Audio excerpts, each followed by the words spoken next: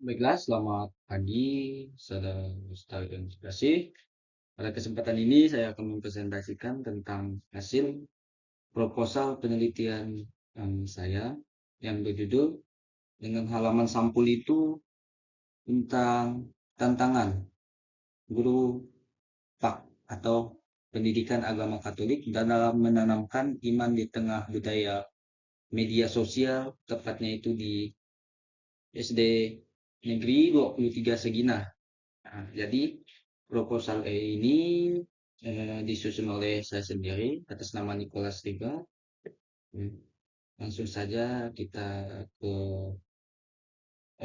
latar belakang masalah dalam proposal penelitian saya ini. Yang pertama itu yang dimana pengaruh kuat media sosial pada perilaku religius anak. Nah, yang dimana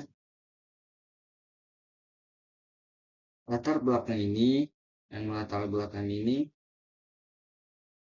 informasi dan komunikasi awal abad ke-21 telah merombak cara manusia berinteraksi, di mana seperti yang kita ketahui bahwa belajar dan memaknai dunia, kehadiran ponsel pintar dan platform media sosial seperti YouTube, Instagram, TikTok, dan WhatsApp telah menghadirkan ruang sosial yang baru yang sangat mempengaruhi pola kehidupan anak dan remaja bagi generasi yang sejak kecil akrab dengan perangkat digital dunia maya, bukan sekadar alat komunikasi, melainkan sumber utama informasi, hiburan, model perilaku, serta pembentukan identitas.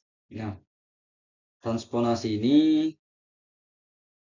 membawa implikasi berdasarkan bagi proses pendidikan formal, non formal, termasuk tugas mendidik yang diemban oleh pendidikan agama Katolik. Nah, jadi grup yang kedua itu grup menghadapi keterbatasan metode dan komunitas digital. Nah, yang dimana dalam daerah-daerah tertentu khususnya di dusun Seginah itu SD 23 Seginah. Nah,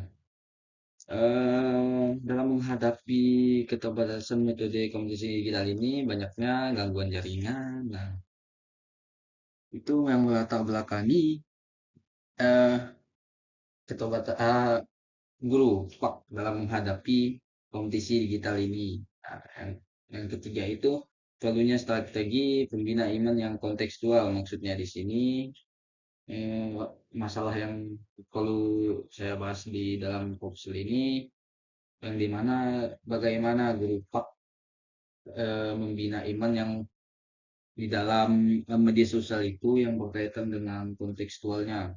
Contohnya kesalahpahaman penggunaan media sosial dalam pembinaan iman yang kontekstual. Nah, terkadang mereka tuh salah guna, jadi kita tuh susah untuk oh, merelate-nya atau secara langsungnya gitu membina iman mereka sehingga mereka taat kepada ini tidak benar gitu. Oke, yang selanjutnya itu ada rumusan masalah yang dimana rumusan masalah ini ada tiga itu bagaimana perubahan perilaku religius siswa.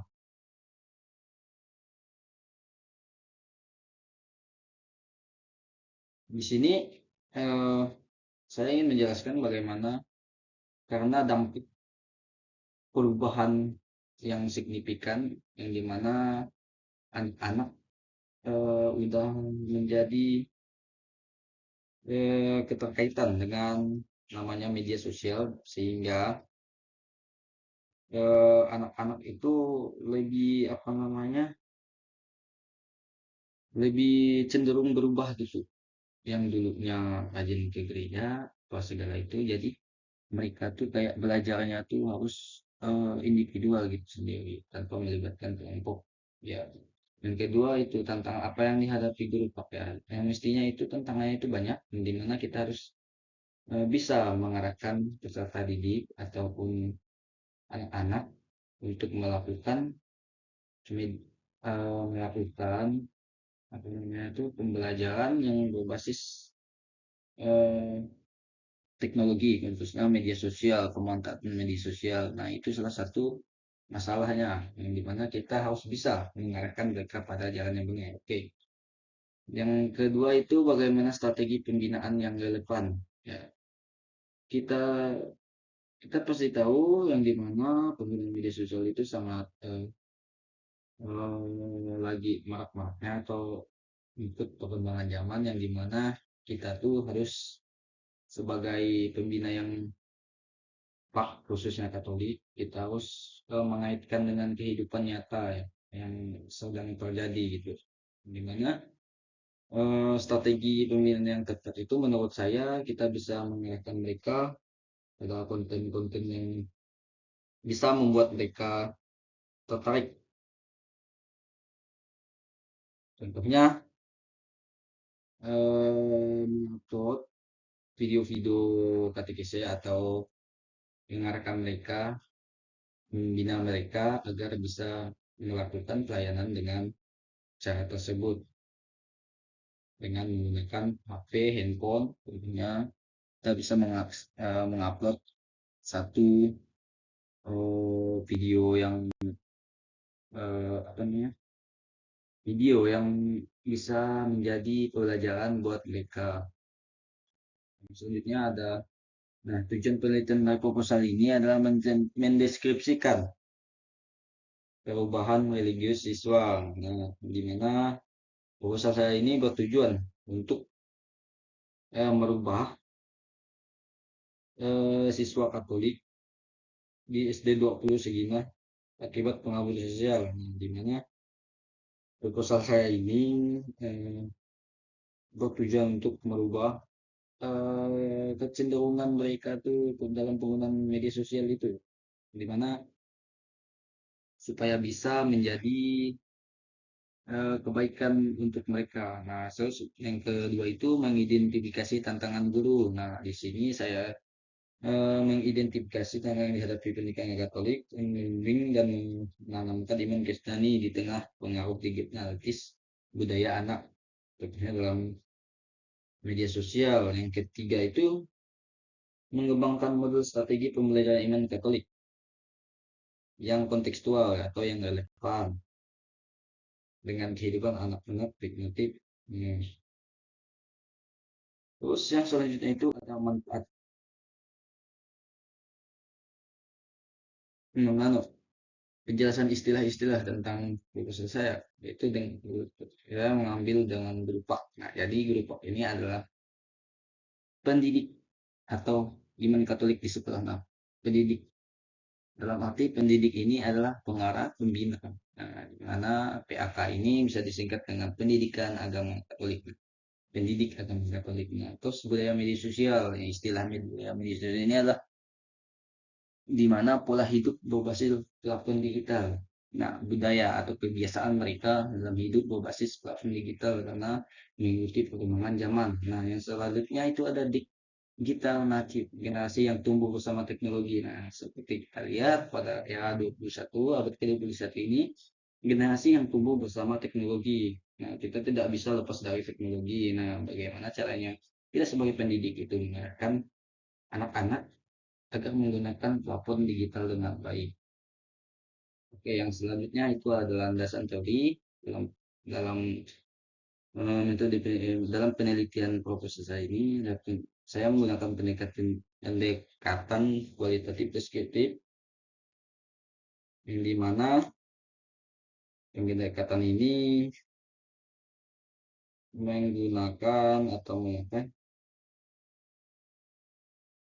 eh, bertujuan menggambarkan secara mendalam fenomena yang dialami pendidikan Katolik Topak dalam melambangkan iman dan nilai di tengah budaya media sosial. Nah, pendekatan ini memungkinkan peneliti atau memahami makna subjektif atau pengalaman guru serta konteks sosial di mana pembina iman berlangsung menurut Sugiono 2022. Penelitian patut ini digunakan untuk menelusuri makna di balik tindakan sosial secara alamiah, bukan sekedar mengukur. Dengan demikian, penelitian ini menekankan implikasi dalam pemahaman atas dinamika pembinaan iman yang terjadi khususnya di SD Negeri 23 Segina. Nah, selanjutnya ada fenomenologinya itu sebagai dasar untuk memahami secara mendalam pengalaman hidup subjektif Penelitiannya itu guru pendidik agama Katolik atau disingkat Tadipok menghadapi dinamika pembinaan iman di era media sosial. Pendekatan fenomenologis ini dipilih karena mampu menyiapkan makna yang tersembunyi di balik tindakan refleksi dan kesadaran manusia terhadap suatu fenomena sosial dan spiritualnya. Oke, yang selanjutnya ada pendidikan iman dalam konteks virtual budaya digital. Studi lapangan dalam pelaksana ini hadir secara langsung di lokasi penelitian ini,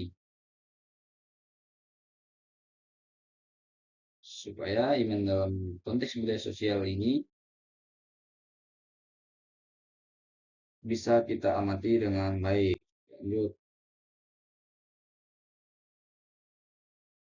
yang selanjutnya adalah metodologi penelitiannya, yang dimana saya menggunakan teknik yaitu wawancara, tiga tiga teknik yaitu wawancara, observasi, dan dokumentasi,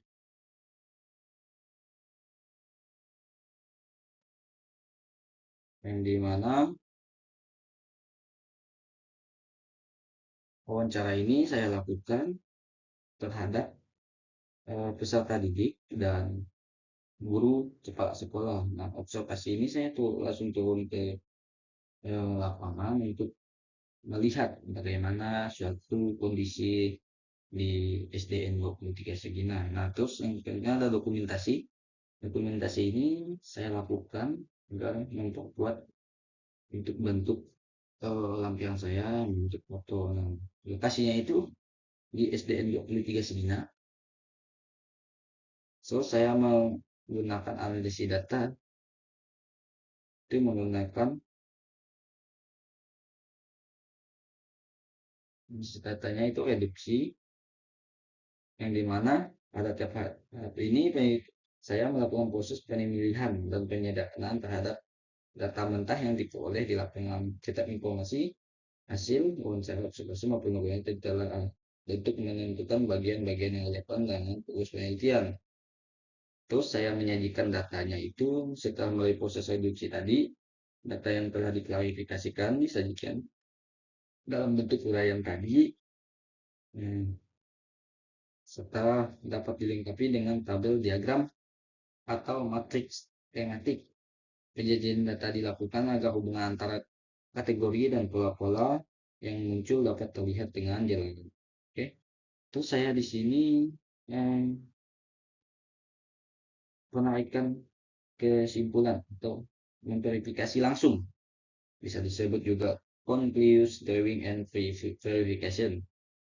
Nah, kata ini adalah proses penafsiran makna dari data yang telah dianalisis. Peneliti menelaah kembali seluruh temuan untuk menarik kesimpulan yang sesuai dengan urusan masalah tujuan penelitian. Setiap kesimpulan kemudian diverifikasi melalui teknik triangulasi sumber dan metode guna memastikan validitas dan keabsahan datanya. Terus penampilannya ada di halaman lain. Mungkin cukup sekian presentasi saya. Kurang lebihnya saya mohon maaf atas kekurangan dalam penyampaian saya. Saya ucapkan terima kasih. Tuhan Yesus memberkati.